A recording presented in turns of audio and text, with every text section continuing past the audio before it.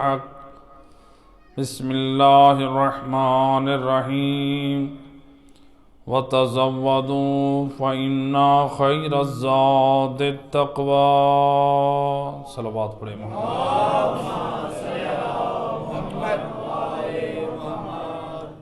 ارباب اعضاء، قرآن کریم کی آیہ مجیدہ سے جو مختصر آیت آپ کے سامنے پڑھنے کا شرف حاصل کیا ہے، ارشاد رب العزت ہو رہا ہے وَتَزَوَّدُوا فَإِنَّ خَيْرَ الزَّادِ التَّقْوَى، زاد راہ لے کر آؤ اور بہترین زاد راہ تقوی اور پرہیزگاری ہے۔ چونکہ مجلس ہے ایصال ثواب کی، لہٰذا یہ خطاب اللہ نے قرآن میں کیا ہے ان لوگوں کو جو اللہ کے گھر کی زیارت کے لیے جاتے ہیں۔ اللہ حاجیوں سے کہہ رہا ہے، اے حاجیوں، تم جب میرے گھر کی زیارت کے لیے آؤ خالی ہاتھ نہ آؤ، زاد راہ لے کر آؤ۔ لیکن یاد رکھنا، زاد راہ، دنیاوی زاد راہ میں تم تقوی اور پرہیزگاری کو نہ بھول جانا۔ بہترین زاد راہ اللہ کی نگاہ میں جو ہے وہ ہے تقوی اور پرہیزگاری۔ میں ایک مثال سے اس بات کو واضح کروں۔ دیکھیں، مثال کے طور پہ آپ کے علاقے میں سے کوئی نوجوان بیرون ملک تعلیم حاصل کرنے کے لیے جاتا ہے، اعلیٰ تعلیم حاصل کرنے کے لیے۔ تو آج کل نوجوانوں میں یہ ایک رجحان بڑھ رہا ہے کہ ہم اعلیٰ تعلیم کے لیے امریکہ جاتے ہیں، ہم کینیڈا جائیں گے، ہم آسٹریلیا جاتے ہیں۔ اب مثال کے طور پہ آسٹریلیا میں ایک نوجوان جا رہا ہے، اس نے اپنا ویزا، اپنی ٹکٹ سب کچھ اوکے کرا لی۔ جب یہاں سے وہ آسٹریلیا پہنچا، اب یہاں پر جو موسم ہے وہ سرد ہے، سردیوں کا موسم ہے، آپ لوگوں نے گرم لباس پہنے ہوئے ہیں۔ لیکن وہ جیسے ہی یہاں سے آسٹریلیا پہنچتا ہے تو اس نے یہاں کے موسم کے مطابق گرم لباس پہنے ہیں، گرم ٹوپیاں پہنی ہیں، گرم جیکٹیں پہنی ہیں، اس نے جرابیں پہنی ہیں، اس نے دستانے، ہر چیز پہن رکھی ہے۔ لیکن جیسے ہی وہاں پر یہ پہنچا، دیکھا وہاں کا ماحول تو گرم ہے، اس نے وہاں پر اپنی ٹوپی اتار دی، اپنا گرم لباس اتار دیا جو اوپر پہنا ہوا تھا۔ اب جو بدن پہ موٹے کپڑے ہیں وہ بھی اس کے لیے دشواری کا سبب بن رہے ہیں۔ ایک مرتبہ کہتا ہے، یہ کیا ہوا، میں پاکستان سے آیا ہوں، وہاں سردی، سرد موسم اور گرم لباس لیا، یہاں پہنچا ہوں تو سخت گرمی، اور یہاں کا ماحول کچھ اور تقاضا کر رہا ہے۔ جہاں سے چلا تھا وہاں کے تقاضے کچھ اور تھے، جہاں پہنچا ہوں وہاں کے تقاضے کچھ اور ہیں۔ اور جو وہاں پر اس کے دوست یار سب جو دنیا والے اس کا استقبال کرنے آئے، انہوں نے کہا، اے نادان، تو جو وہاں پاکستان سے یہاں آ رہا تھا، تو نے وہاں کسی سے معلومات نہیں لی؟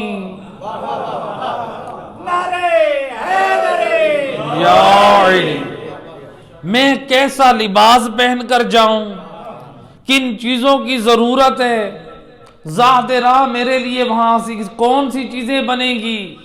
تو لہٰذا وہ دوست، وہ استقبال والے کہیں گے، اے نادان، اب ہمیں کیوں ملامت کرتا ہے، آیا ہے تو اپنی مرضی کی تیاری سے۔ اب ہم ایئرپورٹ پہ اور اس میدان میں تجھے کیسے لباس یہاں کا ماحول کریں؟ اور میرا دوست یہی قرآن سمجھا رہا ہے، او اپنی مرضی سے دنیا میں زندگی گزارنے والا، جب تو میدان معاشر میں جائے گا اور پنجتن پاک کے پاس اگر پہنچا، کہیں وہ یہ نہ کہہ دے، او نادان، آیا ہے تو اپنی زندگی گزار کے۔ تو نے یہ معلوم نہ کیا کہ آل محمد کو کیا پسند ہے. اللہم صلی علی محمد وعلی.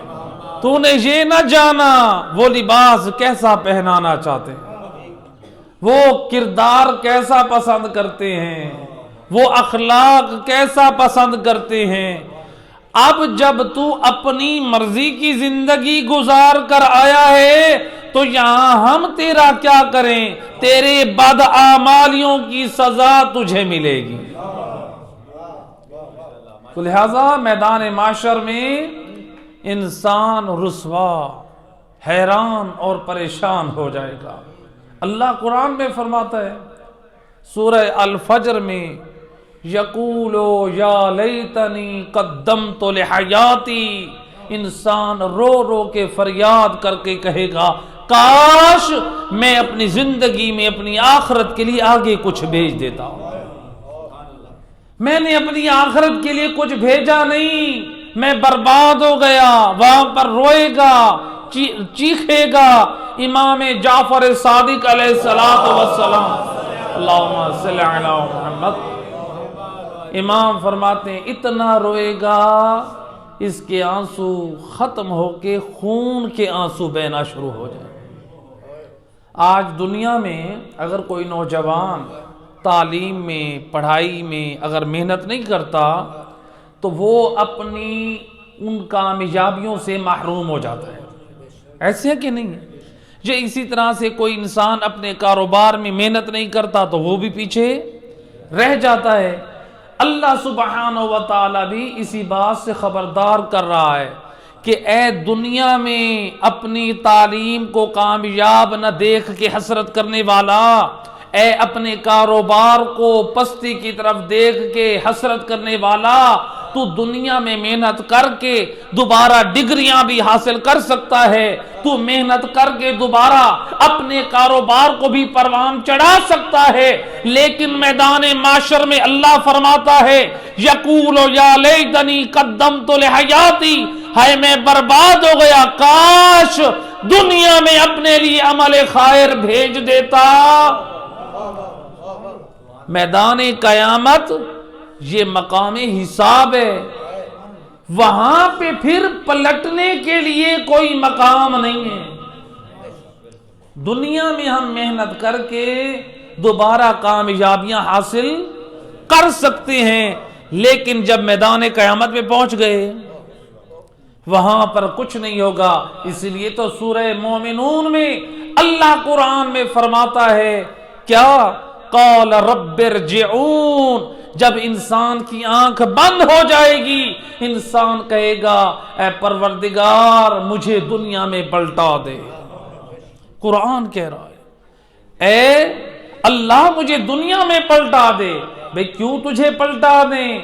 قرآن کہہ رہا ہے یہ انسان رو کر کہے گا لعلی اعمل صالحا فیما ترکت، میں وہ نیک اعمال سارے بجا لاؤں گا جو دنیا میں چھوڑ کر آیا ہوں، اپنا نامہ اعمال سیاہ کر کے آیا ہوں. اللہ کی طرف سے آواز آئے گی کلا، ہرگز نہیں. او میرے فرشتوں سن لو، انہا کلمۃ ہوا قائلھا، یہ وہ بد نصیب ہے جو صرف زبانی دعوے کر رہا ہے. اگر عمل کرنا ہوتا تو پاکوں کا کردار سن کے دنیا میں بعمل بن کے آتا. یا علی اللہم صلی علی محمد وآلہ. اور میرے ملائکہ یہ جھوٹ بول رہا ہے، انہا کلمۃ ہوا قائلھا، یہ صرف زبانی دعوے کر رہا ہے میں نیک عمل کر کے لاؤں گا. پہلے کیوں نہیں کر کے آیا؟ ہم دنیا والوں کو تو دھوکہ اور فراڈ دے سکتے ہیں، لیکن اللہ کو جو دلوں کے رازوں کو بھی جانتا ہے، محمد و آل محمد کو، ان کو بھی ہم دھوکہ اور فراڈ نہیں دے سکتے. جو ہمارے نامہ اعمال روایات میں ملتا ہے کہ لکھے ہوئے ہمارے نامہ اعمال وہ پیش ہوتے ہیں سید الرسل کی خدمت میں. پھر ائمہ ہدا کی خدمت میں. اسی لیے روایت میں ہے کہ ایک دن امام جعفر صادق علیہ السلام، اللہم صلی علی محمد وآل محمد، امام فرماتے ہیں اپنے اصحاب کے ارد گرد بیٹھنے والے لوگوں سے، فرماتے ہیں اے میرے صحابیو، تم رسول اللہ کو تکلیف کیوں دیتے ہو؟ صحابہ حیران ہو گئے، پریشان ہو گئے. یا ابن رسول اللہ، اے فرزند رسول، نبی کا زمانہ کجا، ان کا زمانہ کہاں، اور آج ہمارا زمانہ کہاں؟ ہم بھلا نبی کو کیسے تکلیف دے سکتے ہیں، کیسے ان کو ہم اذیت دے سکتے ہیں؟ سید الرسل فرماتے ہیں، اور میرے امام جعفر صادق علیہ السلام فرماتے ہیں او میرے اصحاب، میری مراد کو تم سمجھے نہیں ہو. جب تم بیٹھ کر یہاں گناہ کرتے ہو، تمہاری بدعمالیوں کی اطلاع ملتی ہے رسول اللہ کو، اور سید الرسل تمہاری بدعمالیوں کو دیکھ کے گریہ کرتے ہیں. اللہ اکبر. لہذا پاک ہستیوں نے پاک کردار کے پاک نمونے چھوڑے. یہ ہمارے لیے، یہ نور ولایت آل محمد. شکر پڑے اللہ کا کہ اس نے بے مانگے یہ محبت آل محمد دی ہے. بے مانگے اللہ نے یہ ہم پر یہ فضل کیا ہے. میں اس لیے کہا کرتا ہوں کہ دیکھیں، آپ ایک دودھ ہو، ایک پاؤ دودھ آپ ایک گندے گلاس میں ڈالنا پسند کرتے ہیں؟ ایک گندے گلاس میں، ایک نجس گلاس میں آپ ایک پاؤ پاک دودھ کو ڈالنا پسند نہیں کرتے. میں اور آپ پسند نہیں کرتے ایک پاک نعمت کو، پاک رزق کو گندے اور نجس برتن میں ڈال دیں. یہ کیسے ہو سکتا ہے؟ جو خالق عقل اللہ ہے، وہ ایک نجس اور گندے دل میں محبت نور ولایت علی کو ڈال دے.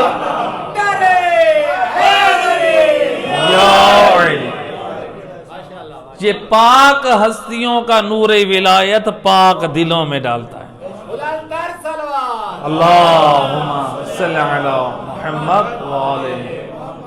اس لیے سید الرسل فرماتے ہیں، رسول اللہ اپنی پاک زبان سے فرماتے ہیں کہ جب روایت کے جملے ہیں، جب اسلام کی پہلی جنگ بدر، حضرت جبرائیل امین نازل ہوئے، آ کر کہتے ہیں درود و سلام کے بعد فرماتے ہیں یا رسول اللہ، خلاق کے دو عالم درود و سلام کے بعد فرماتا ہے آلیت نفسی. کون قسمیں کھا رہا ہے؟ اللہ قسمیں کھا رہا ہے. میں اور آپ قسم کھاتے ہیں کسی کو یقین دلانے کے لیے، قربان جاؤں علی والو، اللہ قسم کھا کے خبر دے رہا ہے اپنے نبی کو. فرماتے آلیت نفسی لا الہم حب علی ابن ابی طالب الا احببتو. یا رسول اللہ، اللہ فرماتے ہیں مجھے اپنی ذات کی قسم، میں اس دل میں محبت علی ڈالتا نہیں جس دل سے میں اللہ محبت نہیں کرتا.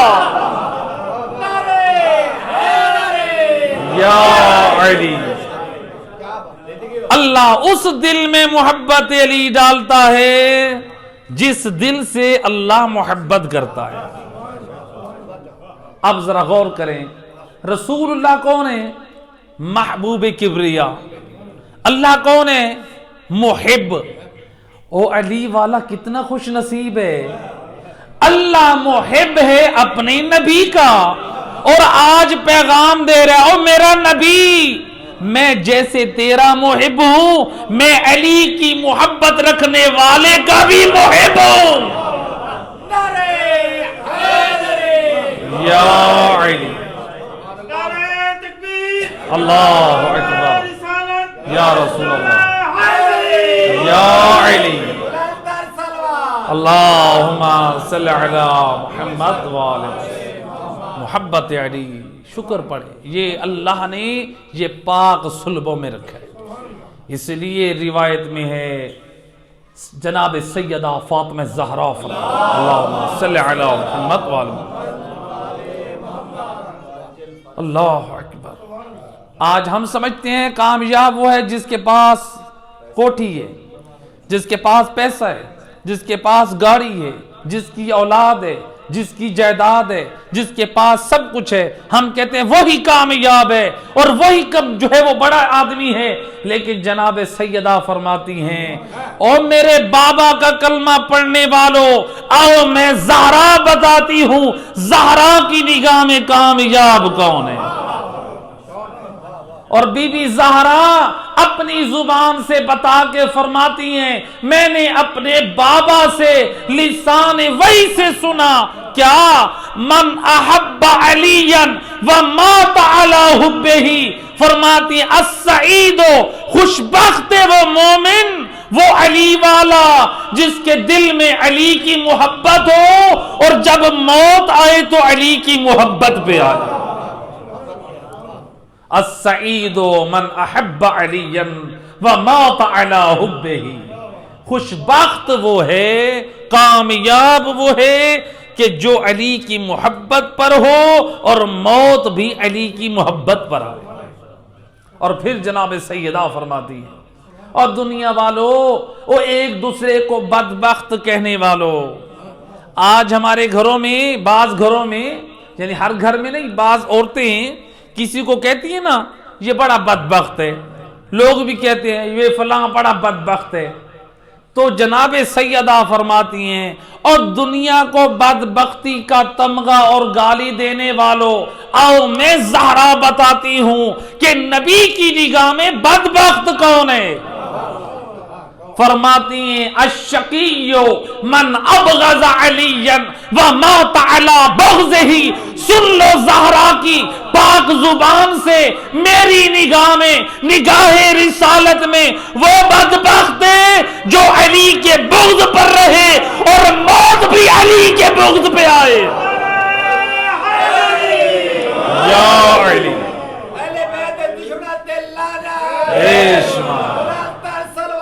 اللہم صلی علی محمد وآلہ، اے حبدار علی کامیاب ہے۔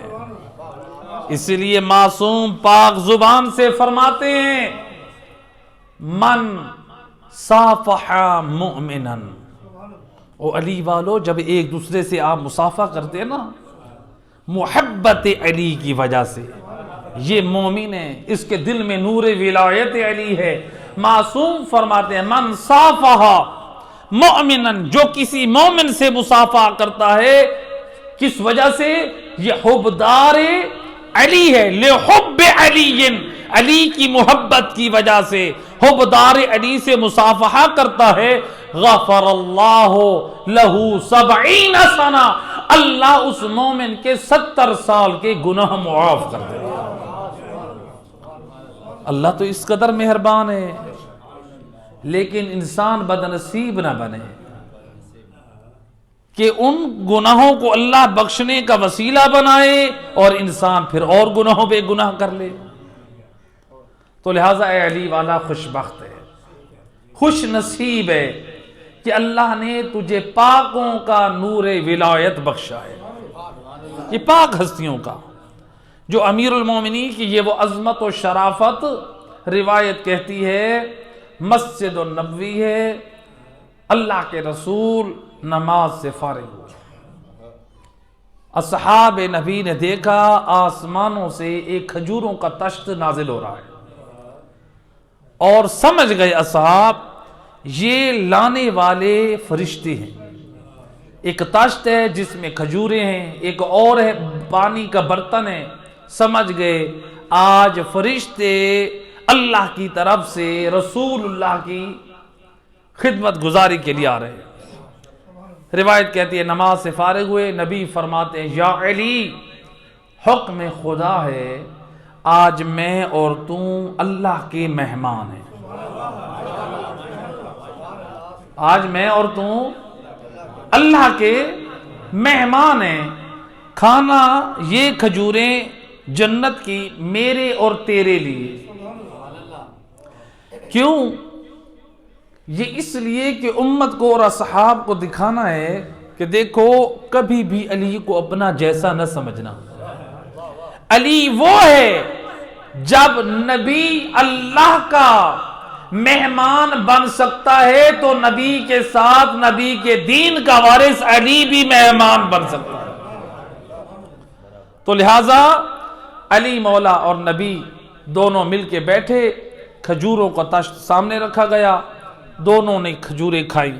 روایت کہتی ہے جب کھجوریں کھا لیں اس کے بعد اب فطرتاً مزاج انسانیت میں ہے کہ انسان میٹھا کھانے کے بعد ہاتھ دھوتا ہے. اب اللہ نے ہاتھ دھلوانے کے لیے پانی کا برتن بھیجا تھا. رسول اللہ فرماتے ہیں یا علی، اے علی اپنے ہاتھ آگے کر، میں نے تیرے ہاتھ دھلوانے ہیں. یا علی، اے علی اپنے ہاتھ آگے کر، میں نے تیرے ہاتھ دھلوانے ہیں.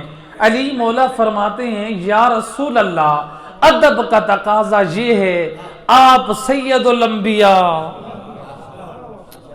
اور میں آپ کا غلام، یعنی میں آپ کا فرما بردار، میں آپ کے ہاتھ دھلواؤں. نبی فرماتے ہیں یا علی تیری بات حق ہے، تیری بات سچ ہے کہ تو میرے ہاتھ دھلوا، لیکن میں کیا کروں، اللہ کا حکم ہے. اللہ اکبر، اللہ اکبر، یا رسول اللہ، یا علی، اللہم صلی علی محمد وعلی. اللہ کا حکم ہے کہ اے میرا نبی آج علی کے ہاتھ تو نے دھلوانے، اور دیکھنے والے تیرے اصحاب جو یہ خواہش کرتے ہیں، تمنا کرتے ہیں تیری برابری کی، انہیں معلوم ہو جائے علی وہ ہے جس کی تعظیم اللہ مصطفیٰ سے کروا رہا ہے. لہذا روایت کہتی ہے نبی نے وہ برتن اٹھایا پانی کا اور علی مولا نے ہاتھ کیے. سید رسول پانی ڈالتے ہیں، علی مولا ہاتھ دھوتے ہیں، لیکن منظر عجیب ہے، علی ہاتھ دھوتے ہیں تاشت میں پانی نہیں ہے. ادھر سے اصحاب رسول کی حیرانگی کو توڑتے ہوئے، ان کی پریشانی کو ختم کرنے کے لیے علی مولا فرماتے ہیں یا رسول اللہ این الماء، یا رسول اللہ آپ پانی ڈال رہے ہیں، میں ہاتھ دھو رہا ہوں، یہ پانی کہاں جا رہا ہے؟ سید الرسل لسان وحی سے فرماتے ہیں یا علی ان الملائکہ یتسابقون علی اخذ الماء، اے علی ملائکہ ایک دوسرے پہ سبقت کر کے پانی لے رہے ہیں، تبرکن چہروں کو دھو رہے ہیں.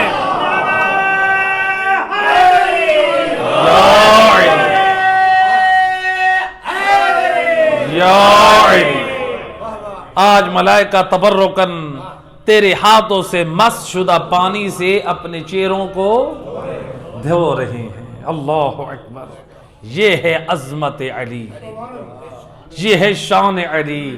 نبی سمجھا رہے ہیں خبردار علی کو اپنے جیسا نہ سمجھنا. علی وہ شان اور رتبہ رکھتے ہیں کہ علی کی تعظیم اللہ مصطفیٰ سے کرا رہا. ایک صلوات پڑھ دے محمد والا صلی اللہ علیہ وسلم. لہذا اللہ قرآن میں فرماتا ہے اے ایمان والو وَتَزَوَّدُوا فَإِنَّ خَيْرَ الزَّادِ التَّقْوَىٰ، آخرت کی تیاری کر کے آؤ.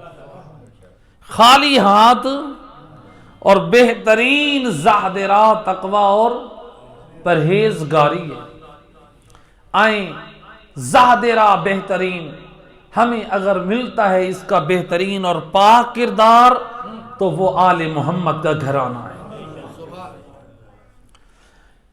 عملی کردار ہمیں آل محمد کے دروازے پہ ملتا ہے. ہمارے چوتھے امام زین العابدین اللہم صلی علی امام کا یہ کردار، امام وارث جنت ہیں کہ نہیں؟ امام وارث جنت ہیں. امام کے القابات میں ایک لقب ہے زین العابدین. امام کے القاب میں ایک لقب ہے سید الساجدین، ایسے ہے کہ نہیں؟ اگر ہم قرآن میں نگاہ کریں تو اللہ نے عابدین کہا ہے انبیاء کو، اور اگر ہم قرآن میں نگاہ کریں اللہ نے ملائکہ ساجدین کہا ہے ملائکہ کو۔ ملائکہ کو کیا کہا ہے؟ انبیاء کو کیا کہا ہے؟ میں قربان جاؤں، میرے چوتھے امام کی اگر سیرت و کردار کو دیکھیں، یعنی اگر ملائکہ کی صف میں دیکھیں تو سید الساجدین نظر آتے ہیں، اور اگر انبیاء کی صف میں دیکھیں تو زین العابدین نظر آتے ہیں۔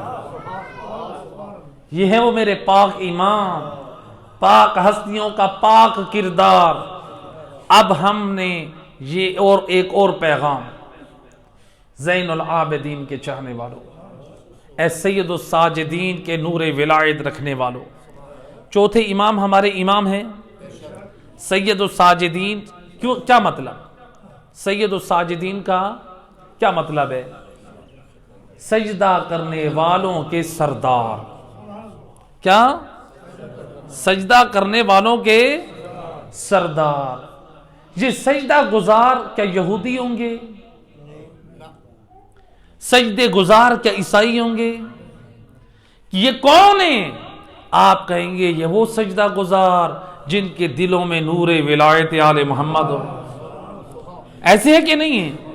اب میرا دوست ذرا غور کر، کیا تو سجدے گزار ہے کہ تیرا سردار سید الساجدین ہو؟ کیا میں اور آپ سجدے گزار ہیں؟ ہم یہ تو کہتے ہیں ہمارے چوتھے امام ہیں سید الساجدین، سجدے گزاروں کے سردار ہیں، اور میرا دوست اپنے آپ کو پہلے سجدہ گزار بنا تاکہ تیرا سردار سید الساجدین بنے۔ یا علی اللہم صلی علی محمد، سجدے گزار بنا۔ اللہ کے رسول کیا فرماتے ہیں؟ سید الرسول اپنی پاک زبان سے لسان وحی سے فرماتے ہیں، او مسلمانوں، او میرا کلمہ پڑھنے والوں، او مومنوں، سن لو نبی کی زبان سے۔ رسول اللہ فرماتے ہیں من ترک الصلاۃ ثلاثۃ ایام فاذا مات فلا یغسل ولا یکفن ولا یدفن فی قبور المسلمین۔ رسول اپنی پاک زبان سے فرماتے ہیں، او کلمہ گو سن لو مجھ نبی کی زبان سے، اگر کوئی شخص 3 دن مسلسل نماز نہ پڑھے اور مر جائے، ایسے بد نصیب کو نہ غسل دو، نہ کفن دو، اور نہ اسے مسلمانوں کے قبرستان میں دفن کرو۔ اللہ اکبر، اللہم صلی علی محمد۔ اور میرا دوست ذرا فکر تو کر، ہم کہاں جا رہے ہیں؟ نبی فرماتے جو 3 دن نماز نہ پڑھے وہ مر جائے، وہ ایسا مردار ہے غسل دینے کے قابل نہیں ہے، کفن کے قابل نہیں ہے، مسلمانوں کے قبرستان میں دفن ہونے کے لائق نہیں ہے یہ بد نصیب۔ اس لیے کہ نماز کافر اور مومن کے درمیان پہچان کا طریقہ ہے۔ نماز اذان کا جو وقت ہو جائے، اذان جو ہو، بھئی آپ کی بستی میں کوئی ہندو آیا ہوا ہے، آپ کی بستی میں کوئی کافر آیا ہوا ہے، آپ بھی مسلمان ہیں، قرآن پڑھنے والے ہیں، آل محمد کے چاہنے والے ہیں جی، آپ بھی اذان سن کے نہ اٹھے نماز کے لیے، وہ بھی نہ اٹھے، دیکھنے والے کیا سمجھیں گے؟ ان میں کافر کون ہے، مسلمان کون ہے؟ اور میرا دوست نماز واجب ہے، نماز ضروری ہے، اور سید الرسل اس سے بڑھ کر فرماتے ہیں، اور سن لو میرے اصحاب، اور سن لو میرے کلمہ گو، فرماتے من ترک الصلاۃ متعمدا فقد کفر۔ آؤ میں نبی تمہیں فتویٰ دے رہا ہوں، نبی اپنی پاک زبان سے فرماتے ہیں جو شخص ایک نماز چھوڑ دے وہ مجھ نبی کی نگاہ میں کافر ہے۔ اللہ اکبر، ہم کہاں جا رہے ہیں؟ اے قرآن پہ ایمان رکھنے والو، او قرآن کیا کہتے ہیں؟ قرآن میں اللہ فرماتے ہیں اقیموا الصلاۃ ولا تکونوا من المشرکین، ایک ایمان رکھنے والوں قرآن پہ نماز قائم کرو، نماز کو چھوڑ کے مشرکین کی صف میں نہ بنو، مشرک نہ بنو۔ اللہ قرآن میں کہہ رہا ہے، نہ ہم مصطفیٰ کی بات مانیں نہ ہم قرآن کی بات مانیں، پھر ہم مسلمان کیسے ہیں؟ صلوات پڑھے محمد والے صلی اللہ علیہ وسلم۔ لہذا نماز کا جب وقت ہو، نماز کے لیے پہلی فرصت میں ذرا دیکھیں، آپ کربلا کے واقعہ سنتے رہتے ہیں علماء اور ذاکرین سے، کیا سنتے ہیں علماء اور ذاکرین سے؟ امام حسین نے جب ظہر کا زوال کا وقت ہوا تو امام نے نماز جماعت پڑھی۔ سنتے ہیں کہ نہیں سنتے؟ تاریخ میں موجود ہے، امام حسین نے نماز پڑھی اور پیچھے اصحاب کھڑے تھے جو با جماعت پڑھ رہے تھے، اور کچھ جو امام کے آگے کھڑے تھے وہ اشاروں سے نماز پڑھ رہے تھے۔ ان کی شرعی تکلیف تھی اشاروں کے ساتھ، یعنی امام کی حفاظت بھی رہے اور اللہ کا حق بھی ادا ہو جائے۔ اور کربلا میں تو مجھے اور آپ کو ایسا پاک کردار ملا ہے کہ اپنے امام کی نصرت اس طرح کریں کہ آپ کو اشاروں سے بھی نماز پڑھنی پڑے تو آپ نماز پڑھیں، لیکن آپ نماز نہ چھوڑیں۔ ہمیں تو یہ درس دیا جا رہا ہے کربلا میں۔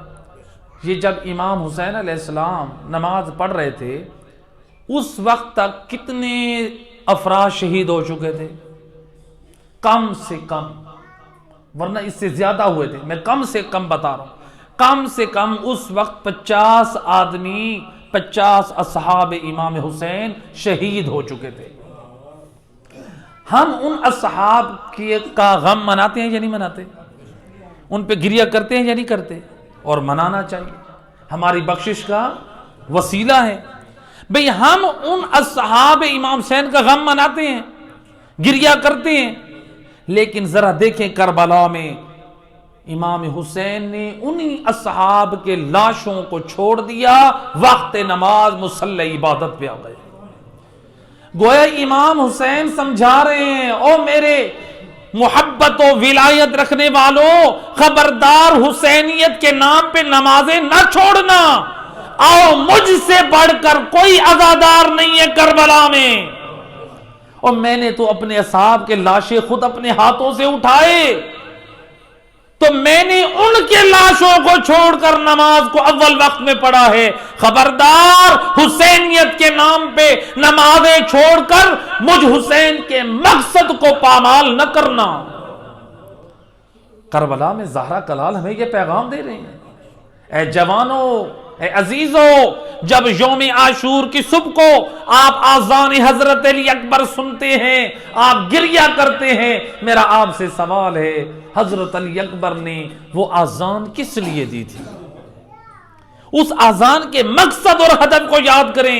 حضرت علی اکبر نے وہ آذان دی تھی کہ میں صبح کی نماز ادا کروں، تو لہذا جب آذان علی اکبر کو سنیں، آپ گریہ کریں، ان کی مظلومیت پہ آنسو بہائیں، اس کے فوراً بعد مسجد میں آ کر آپ یہ کہیں، اے شہزادہ علی اکبر، ابھی آپ کی مودت پہ رو کے آ رہا ہوں، اب آپ کے مقصد پہ عمل کرنے مسجد جا رہا ہوں۔ آپ ایسے جوان بنیں، میدان معاشر میں حضرت علی اکبر آپ کا استقبال کریں، پنجتن پاک آپ کا استقبال کریں۔ صلوات پڑھے محمد والا۔ لہذا چوتھے امام سید الساجدین، اللہم صلی علی محمد والا، سجدے گزاروں کی سردار۔ امام کا دوسرا لقب کیا ہے؟ زین عبادت گزاروں کی زینت۔ وہ عبادت گزار کون؟ کیا یہودی ہوں گے؟ کیا عیسائی؟ کیا وہ بت پرست جو بتوں کی عبادت کرنے والے ہیں؟ وہ تو عبادتیں قابل قبول نہیں ہیں۔ آپ کہیں گے وہ عبادتیں وہ عبادتیں انجام دینے والے جن کے دلوں میں نور ولایت آل محمد ہے. ایسے کہ نہیں، ہمارا تو ایمان ہے اس وقت تک کسی مومن کی، کسی شخص کی عبادت قبول نہیں ہے جب تک 14 کا نور ولایت دل میں نہیں ہے. تو لہٰذا ان کی ولایت اور محبت ہوگی تو اعمال قبول ہوں گے. تو اب چوتھے امام ہیں زین العابدین، عبادت گزاروں کی زینت. اب میرا دوست میں اور آپ فکر کریں، کیا ہم عبادت گزار ہیں؟ اگر ہمارے زندگی میں عبادت نہیں ہے، نماز نہیں ہے، روزہ نہیں ہے، قرآن نہیں ہے، دین کی پابندی نہیں ہے، اچھا اخلاق نہیں ہے، ادب اور اخلاق نہیں ہے، بتاؤ پھر ہم کیسے عبادت گزار ہیں؟ جب ہم عبادت گزار نہیں ہیں تو پھر ہمارے زینت امام زین العابدین نہیں ہے، یعنی ہمارے سردار وہ نہیں ہیں.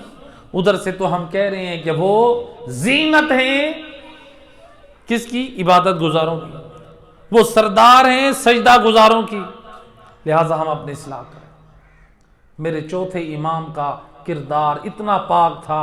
امام کے جو القابات آپ یہ سنتے ہیں اس میں ایک لقب امام کا اور ہے ذو الصفنات. کون سا لقب ہے؟ ذو الصفنات. صفنات یعنی گٹھے. ذو الصفنات گٹھوں والا. گٹھے کسے کہتے ہیں؟ آپ دیکھتے ہیں اونٹ کے گھٹنوں پہ جو گرہیں پڑ جاتی ہیں، جو سوجن، وہ جو گھٹنوں پر جو نشان ہوتے ہیں نا، گٹھے پڑ جاتے ہیں، اس کو عربی میں کہتے ہیں صفنات. ذو الصفنات میرے چوتھے امام کو کیوں کہا گیا؟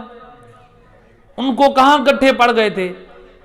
امام محمد باقر علیہ الصلوۃ والسلام، اللہم صل علی محمد، امام فرماتے ہیں میرے بابا کو اعضائے سجدہ، جو اعضائے سجدہ تھے ان پہ کثرت سجود کی وجہ سے گٹھے پڑ گئے تھے.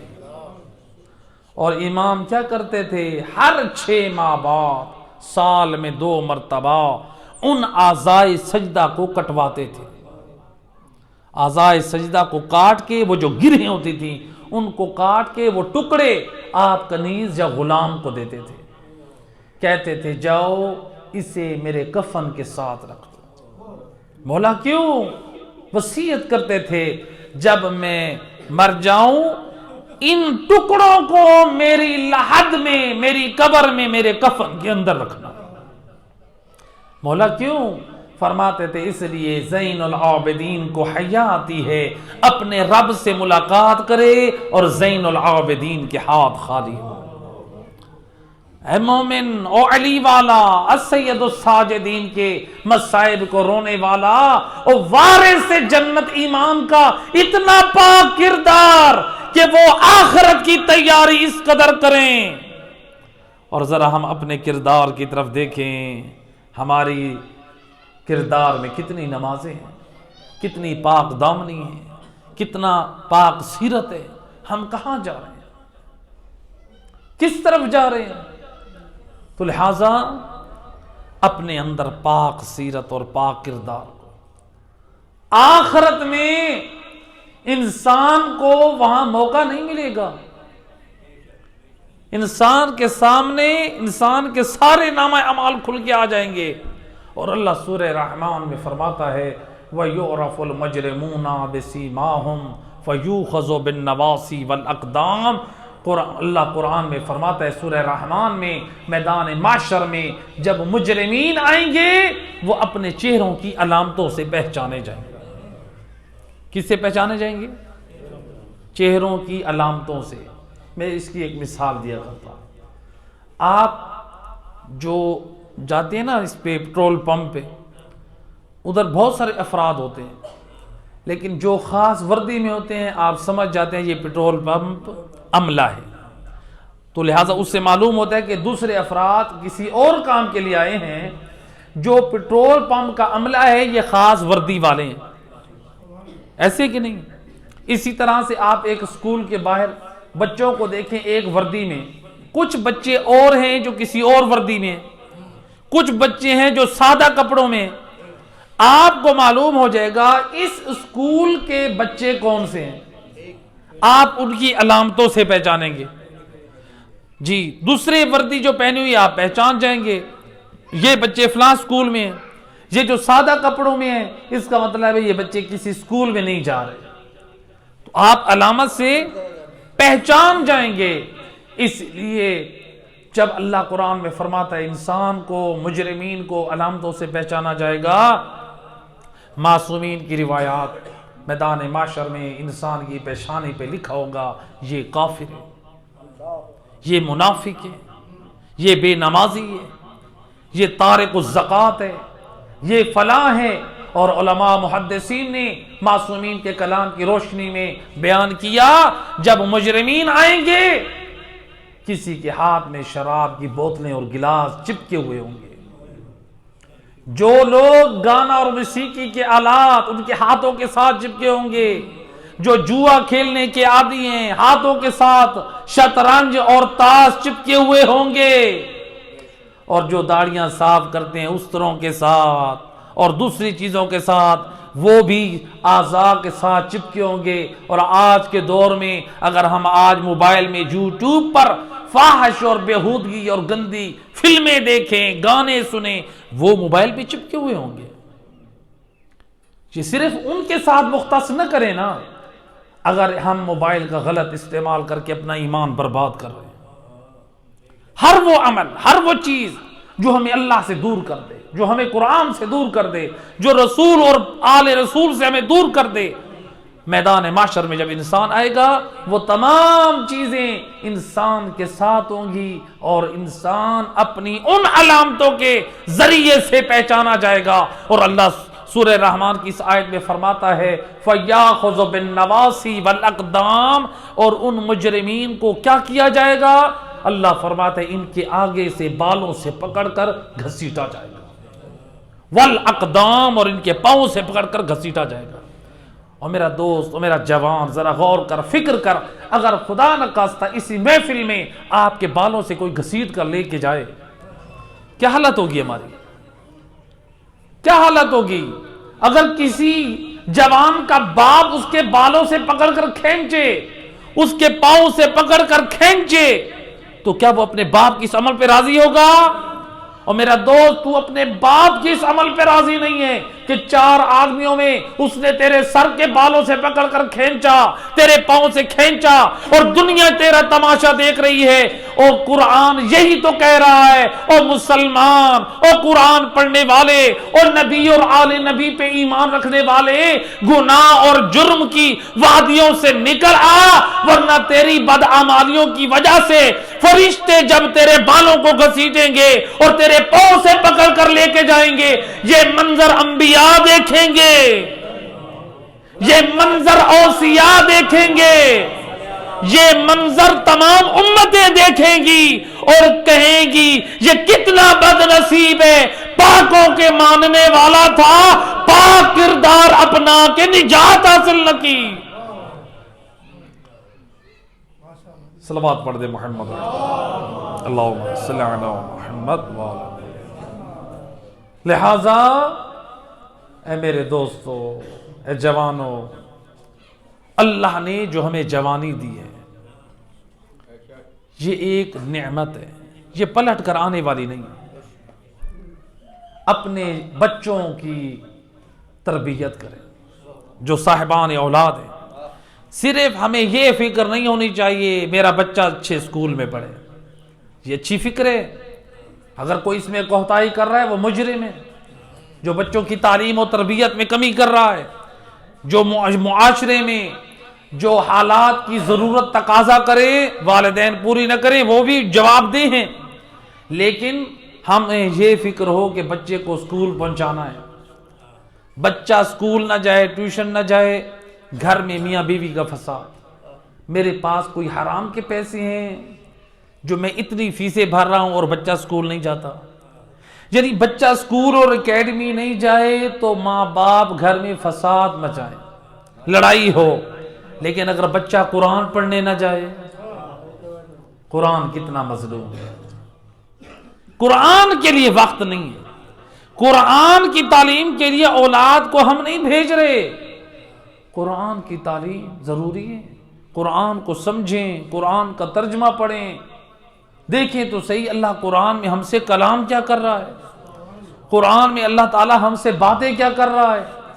ہم اپنی اولاد کو نہ قرآن پڑھاتے ہیں، نہ آل محمد کی تعلیمات دلواتے ہیں. پھر لوگ آ کر کہتے ہیں قبلہ ہمیں کوئی عمل بتائیں. اولاد بدتمیز ہو گئی ہے، بے ادب ہو گئی ہے، سامنے بولتی ہے، آنکھیں دکھاتی ہے. اور میرا دوست، کیا تو نے اپنی اولاد کو قرآن کی وہ تعلیمات دیں جو اللہ قرآن میں والدین کا حقوق بتا رہا ہے؟ کیا تو نے اولاد کو رسول اور آل رسول کی پاک تعلیمات دیں؟ جب ہم نے اولاد کو قرآن سے دور رکھا، رسول اور آل رسول کی تعلیمات سے دور رکھا، پھر ہماری اولاد بد اخلاق بھی ہوگی، بد مزاج بھی ہوگی، آنکھوں میں آنکھیں ڈال کے بات بھی کرے گی، جسارت بھی کرے گی. تربیت کے لیے ہم وقت نہیں دے رہے ہیں. ہم کہتے ہیں ہمارے بچے کو موٹر سائیکل چلانا بھی آ جائے، ہمارے بچے کو ٹریکٹر چلانا بھی آ جائے، ہمارے بچے کو گاڑی چلانا بھی آ جائے، ہمارے بچے کو اسمارٹ موبائل بھی چلانا آ جائے. لوگ فخر اور ناز کرتے ہیں میرے بچے کو فلاں چلانا آتا ہے اور میرے بچے کو فلاں کام کرنا آتا ہے. صرف نہیں آتا تو اس کو صحیح قرآن پڑھنا نہیں آتا. یا علی اللہ صلی علی محمد. لہذا قرآن کی طرف توجہ دیں، نماز کی طرف توجہ دیں. علماء کی محفلوں میں بیٹھے یاد رکھیں، اپنی نسلوں کو، اپنے بچوں کو علماء کے سامنے بٹھائیں. میں ایک مثال دیا کرتا ہوں، آپ میں سے اگر کوئی بیمار ہو جائے، آپ اپنا علاج کیا کسی ڈاکٹر کو چھوڑ کے کیا کسی درزی کے پاس جائیں گے؟ درزی کے پاس نہیں جائیں گے. آپ کسی کسائی کے پاس جائیں گے؟ کسائی کے پاس بھی نہیں جائیں گے، کسی اور کے پاس بھی نہیں جائیں گے. آپ کو اپنی جان سے کتنا پیار ہے. اپنی جان کی حفاظت کے لیے آپ چاہتے ہیں ہم علاج کے لیے اس کے پاس جائیں جو بدن کا اسپیشلسٹ ہو، یعنی ڈاکٹر ہو. ایسے کہ نہیں ہے؟ حتیٰ کہ اگر کوئی صرف ڈاکٹر نہ ہو، کسی نے ایسے ایک دکان بنا لی ہے، دوائیاں رکھ لی ہیں، آپ کہیں گے یہ بندہ مار بیٹھا ہے. نیم حکیم خطرہ جان اور نیم ملا خطرہ ایمان. ایسے کہ نہیں ہے بھئی؟ جو کسی مدرسے میں پڑھا ہوا نہیں ہوگا، جو علماء کے سامنے زانو ادب ٹیک کر نہیں بیٹھا ہوگا، جس نے قرآن اور آل محمد کے فرمان کو نہیں سمجھا ہوگا، جب وہ لوگوں میں آئے گا تو وہ لوگوں کے ایمان کے لیے خطرہ ہی بنے گا. تو لہٰذا اگر ڈاکٹر صحیح نہیں سمجھ، ڈاکٹر نہیں ہے، اس کو پتہ ہی نہیں ہے، وہ ہماری جان کا کیا بن جائے گا؟ دشمن. تو لہٰذا اس کے پاس ہم نہیں جائیں گے. ایسے کہ نہیں؟ تو ہم ایسے شخص کے پاس نہیں جاتے جو ہمارے بدن کا علاج نہیں کر سکتا. پھر دین کے لیے ہم کیوں ایسے دروازوں پر جاتے ہیں جن کے اپنے پاس دین کا پاک کردار نہیں ہے؟ اور میرا دوست، ان کی محفلوں میں بیٹھ، ان کے سامنے بیٹھ جو تجھے آل محمد کا فرمان بھی سنائیں اور پاک کردار بھی پیش کر کے دکھائیں. اللہ صلی علی محمد. لہذا جوانوں، اپنی اس جوانی کو غنیمت سمجھیں. اے اولاد والو، اپنی اولاد کی طرف توجہ دے، ورنہ سید رسول نے میدان قیامت میں شکوہ کرنا ہے. اے میرا اللہ، قرآن کی آیت مجید ہے، وَيَقُولُ، اور یا ایک صلوات پڑھے محمد و اہل بیت اللہم صلی علی. اللہ قرآن میں فرماتا ہے کہ میرا رسول جو شکوہ سید رسول کریں گے، وَيَقُولُ یا ربی ان قومی اتخذوا ھذا القرآن مہجورا. اے میرا اللہ، میری قوم نے اس قرآن کو چھوڑے رکھا. وَيَقُولُ یا رب ان قومی اتخذوا ھذا القرآن مہجورا. رسول اللہ شکوہ کریں گے، میرا اللہ، میری امت نے قرآن کو چھوڑ دیا تھا. یہ شکوہ میرے اور آپ کے بارے میں نہ ہو. لہذا تربیت کیسی کرے اپنے بچوں کی، اپنی نسلوں کی، اپنی اولاد کی؟ آئیں بہترین نمونہ حضرت عباس علمدار، اللہم صلی علی محمد وعلی۔ روایت ہے ایک دن امام علی اپنے گھر میں آئے، حضرت عباس علمدار کے بچپن کا زمانہ ہے، اور روایت کہتی ہے، یہ روایت نقل کی ہے جناب زینب عالیہ نے، فرماتی ہیں جب میرے بابا گھر میں آئے تو ایک مرتبہ میرے بابا نے بھیا عباس کو کہتے ہیں، یا بنیا، اے میرے لال عباس، قل واحد، بیٹا کہو ایک۔ امام گنتی بھی سکھا رہے ہیں، بیٹا عباس کیا کہو؟ ایک۔ حضرت عباس علمدار کہتے ہیں واحد، ایک۔ مولا علی فرماتے ہیں یا بنیا، او میرے لال، قل اثنین، کہو دو۔ حضرت عباس علمدار نے کیا جواب دیا؟ تاریخ گواہ ہے، حضرت عباس علمدار معرفت توحید خدا رکھنے والے معصوم بچے ہیں ابھی، فرماتے ہیں یا ابا استحی بلسان الذی قلت واحد واقول اثنین، بابا مجھ عباس کو شرم و حیا آتی ہے جس زبان سے اللہ کی وحدانیت کا اقرار کیا ہے اس سے میں دو کہوں۔ اللہ اکبر۔ امام علی اولاد کو تعلیم گنتی کی دے رہے ہیں، لیکن حضرت عباس علمدار اس میں بھی پیغام توحید کو سمجھ رہے ہیں۔ یہ ہماری محفلیں ایسے ہونی چاہیے۔ ائمہ خدا علیہ الصلوۃ والسلام کہ گھر کا ماحول ایسا تھا کہ گنتی کی تعلیم میں بھی بچہ درس توحید لے رہا ہے۔ یہ وہ عباس علمدار، یہ وہ با وفا کہ ملتا ہے کہ جب مسجد کوفہ میں امام علی ابن ابی طالب علیہ الصلوۃ والسلام امام خطبہ دے رہے، مولا علی خطبہ دے رہے، امام نے دیکھا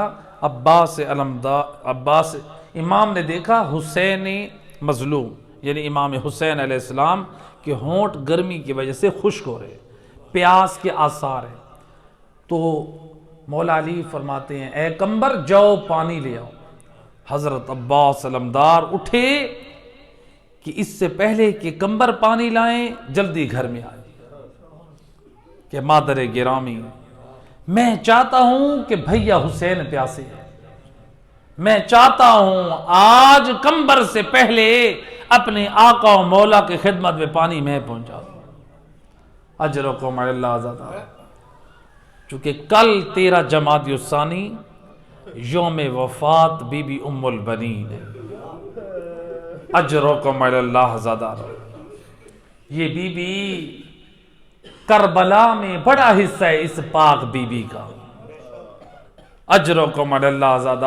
ام البنین جس بی بی کا لقب ہو اور نام فاطمہ، جب اس گھر میں آئی آ کر کہتی ہیں اے شہزادیو میں تمہاری ماں بن کے نہیں آئی، میں تمہاری کنیز بن کر آئی ہوں۔ اجرکم علی اللہ، کتنا اپنا کنیزی کا حق ادا کیا کہ اپنے چاروں لال کو قربان کیا زہرا کے لال پہ۔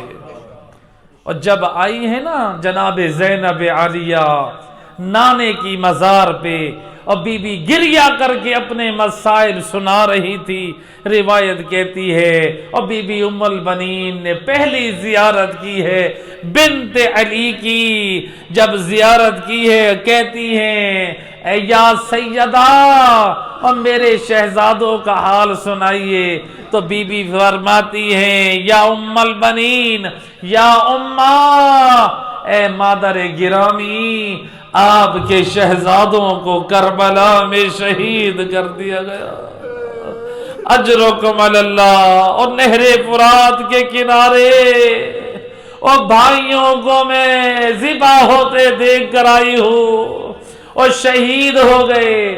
جناب ام البنین کہتی ہیں یا بنت فاطمہ، یا بنت علی، اے علی کی بیٹی مجھے یہ بتا میرا مولا حسین کے اوپر کیا گزری؟ علی کی بیٹی روتی ہوئی آنکھوں سے فرماتی ہے یا امّا الذی قتلوہ عطشانا، اور میں اپنے بھیا حسین کے بارے میں کیا بتاؤں، اس ساقی کوثر کا لال حسین، کربلا میں نہر جاری تھی، اور لیکن نانے کی امت نے میرے بھیا کو پیاسا ذبح کیا، اجرکم علی اللہ۔ ہائے عزادارو، روایت کہتی ہے علی کی بیٹی فرماتی یا امّا میں آپ کے لیے ایک کربلا سے آپ کی ایک نشانی لائی ہوں۔ اے عزادارو، جب کوئی حاجی یا زوار جاتا ہے نا تو آتا ہے واپس، لوگ پوچھتے ہیں کوئی ہمارے لیے بھی کوئی نشانی اور تحفہ لایا ہے؟ او علی کی بیٹی زینب فرماتی ہے او مادر گرامی، او میں بھیا حسین کی زائرہ او کربلا سے آپ کے لیے نشانی لائی ہوں، خالی ہاتھ نہیں آئی۔ بی بی فرماتی ہیں اے سیدہ کیا نشانی ہے؟ جناب زینب نے جب چادر کے نیچے سے نکالا، اے کیا دیکھا، اے عباس علمدار کا سینہ بند ہے، اے خون سے آلود ہے۔ روایت کہتی ہے اور جب بی بی ام المؤمنین نے اپنے لال کا سینہ بند اور خون آلود دیکھا اور بی بی سے برداشت نہ ہوا، فغوشی علیہ، اور بی بی غش کھا کے زمین پر گری۔ میں عرض کروں گا بی بی، اور آپ نے عباس علمدار کا فقط سینہ بند دیکھا اور خون میں آلود دیکھا، آپ برداشت نہ کر سکی، اور کاش کربلا میں ہوتی۔ اور جب عباس علمدار جب خیموں میں آئے، بچوں کی زبان پر یہ جملہ تھا العطاش العطاش، ہائے پیاس کر رہے ہیں۔ یہ ننھی سکینہ آ کر کہتی ہے یا عمّا، چچا جان، اور میرا بھیا اصغر پیاسا ہے، اجرکم علی اللہ زادارو۔ ہے بچوں کی پیاس۔ روایت کہتی ہے کوئی بچہ مشکیزے کو اپنے رخساروں سے لگائے ہوئے، کسی بچے نے مشکیزے کو منہ سے لگایا ہے لیکن مشکیزے خالی، اور کسی بچے نے مشکیزے کو اپنے شکم سے لگایا۔ ہے اجرکم علی اللہ۔ عباس علمدار سے رہا نہ گیا، عباس علمدار آئے امام کی اجازت سے، ہے فرات کی طرف بڑھے۔ عزادارو روایت کہتی ہے عباس علمدار نے مشکیزہ پانی سے بھرا، یہ ایک چلو پانی کا لیا، گویا دشمنوں دیکھ لو، ہائے عباس علمدار کا فرات میں قبضہ ہے۔ ثم ذکر عطش الحسین، ہے عباس علمدار نے وفاق عملی کردار پیش کر دیا۔ حسین کی پیاس یاد ہے، یہ کیسے ہو سکتا ہے مولا پیاسا رہے، ہے عباس پانی پی لے۔ عباس نے پانی کو گرایا اور مشکیزہ اٹھایا۔ جب نہر فرات سے اٹھے تو بس ایک تمنا ہے، کسی طرح سے یہ مشکیزہ اور خیام حسینی تک پہنچ جائے۔ اجرکم علی اللہ زادارو۔ روایت کہتی ہے ایک لعین نے بڑھ کر وار کیا، عباس علمدار کا دایاں بازو شہید ہوا۔ ہے مولا عباس نے اور مشکیزے کو دوسرے بازو میں لیا، یا ایک اور لعین نے چھپ کے وار کیا، عباس علمدار کا دوسرا بازو بھی شہید۔ اب میرے مولا عباس نے کیا کیا، ہے اس مشکیزے کو اپنے دندان مبارک میں تھاما، بس تمنا یہ ہے یہ مشکیزہ خیام حسینی تک پہنچ جائے۔ اجرکم علی اللہ زادارو۔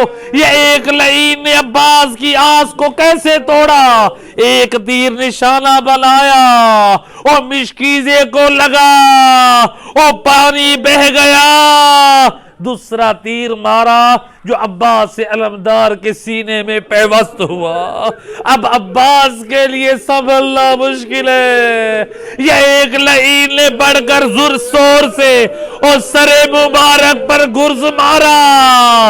اب زین پہ سنبھلنا مشکل ہے، آواز دی ادرکنی، اے بھیا حسین، اے آقا حسین، او عباس کی مدد کو آئیے۔ ہے عباس علمدار اور زمین کربلا پہ روایت کہتی ہے جب مولا حسین آئے نا ایک مرتبہ، اور میرے مولا نے اپنی غربت کا کیا نوحہ پڑھا، فرماتے الان ان کا سرا ظہری، اور میری کمر ٹوٹ گئی، اور میری کمر کا زور بھیا عباس۔ روایت کہتی ہے مولا حسین نے عباس علمدار کا سر اپنی گود میں رکھا، یا عباس نے گریا شروع کیا۔ مولا حسین فرماتے ہیں اے بھیا عباس رو کیوں رہا ہے؟ سنو گی عزادارو، حضرت عباس فرماتے ہیں آقا، اور مجھے اس وقت کو یاد کر کے رو رہا ہوں، آپ نے میرے سر کو خاک سے اٹھایا اور میرے سر سے خاک صاف کر کے گود میں رکھا، اور میں اس وقت کو یاد کر کے رو رہا ہوں، اور جب زہرا کا لال زیر سے زمین پر آئے گا اور سر میں خاک ہوگی اور کوئی سر کو اٹھانے والا نہ ہوگا۔ اے اجرکم علی اللہ عزادارو، ایک آنکھ میں تیر ہے اور دوسری آنکھ میں خون ہے۔ عباس کی تمنا ہے مولا کی زیارت کر لے۔ امام نے اپنے دامن سے عباس کی آنکھ سے خون کو صاف کیا اور تیر کو نکالا۔ عزادارو ایک آخری جملہ سید عبد الرزاق مکرم نقل کرتے ہیں، عباس علمدار کو مولا خیمے میں کیوں نہ لے کر گئے؟ کہتے ہیں ایک وجہ یہ تھی، حضرت عباس نے کہا تھا مولا اور مجھے خیمے نہ لے جانا اور مجھے شرم آتی ہے عباس خیموں میں جائے اور لیکن مشکیزہ خالی جائے۔ اور جب مولا خیموں میں گئے اور بی بی سکینہ دوڑ کر آئی، یا ابتا این عمی العباس، اے بابا اور میرا چچا عباس کہاں ہے اور میرا ششماہا پیاسا ہے۔ اللہ لعنت